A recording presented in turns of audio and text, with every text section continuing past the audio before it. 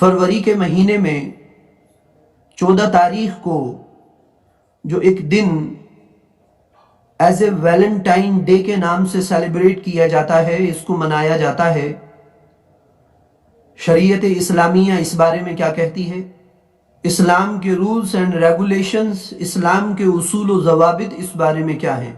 मुहतरम नाज़रीन, सभी तरह की दीनी और इस्लामी मालूमात हासिल करने के लिए हमारे चैनल दीन और तबलीग ऑफिशियल को ज़रूर ज़रूर सब्सक्राइब करें और बेल आइकन को प्रेस करना हरगिज़ न भूलें।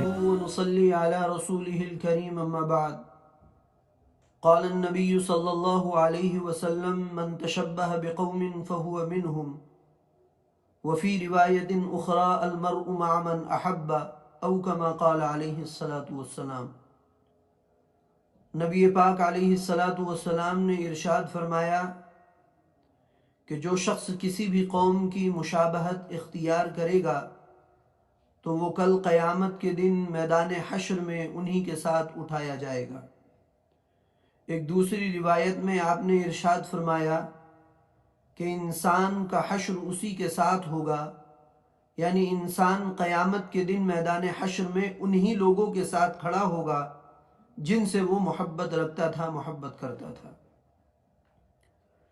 इन दो अहादीस को सामने रखकर एक बहुत ही अहम और ज़रूरी मसले को हम लोगों को समझना चाहिए, और आज का खुसूसी पैगाम है मेरा ये अपने तमाम मुसलमान भाइयों और बहनों के लिए कि वो इन दोनों हदीसों को सामने रख कर के फरवरी के महीने में 14 तारीख को जो एक दिन एज ए वैलेंटाइन डे के नाम से सेलिब्रेट किया जाता है, इसको मनाया जाता है, शरीयत इस्लामिया इस बारे में क्या कहती है?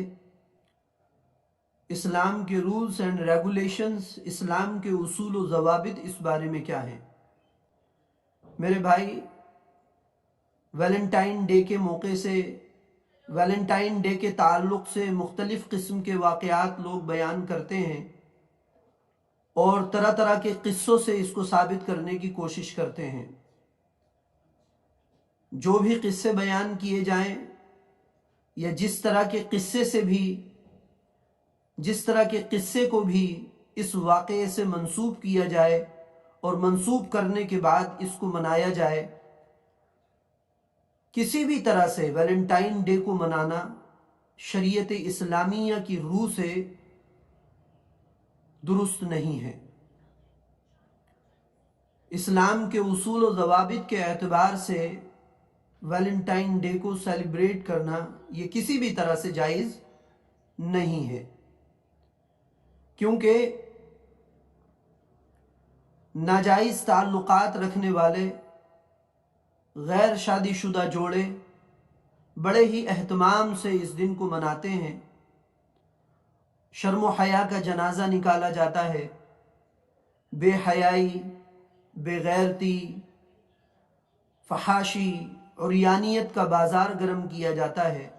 मेरे भाई, तमाम ही मुसलमान भाइयों और बहनों को ये समझना चाहिए कि मज़हब इस्लाम में गैर महरम मर्द और औरत को मिलना जुलना, उनका आपस में बिना ज़रूरत गलत इरादों के साथ बातचीत करना, एक दूसरे को गुलाब वगैरह के फूल पेश करना, तोहफे तहाइफ देना, ये तो इस्लाम में किसी भी वक्त जायज़ नहीं है। इसलिए कि शरीयत इस्लामिया इसको ज़िना करार देती है। मुस्लिम शरीफ की रिवायत है, नबी करीम सल्लल्लाहु अलैहि वसल्लम ने इरशाद फरमाया कि इंसान की आँखें ज़िना करती हैं और उनका ज़िना गैर महरम को गलत इरादों के साथ देखना है, गैर महरम पर नज़र डालना है जानबूझकर।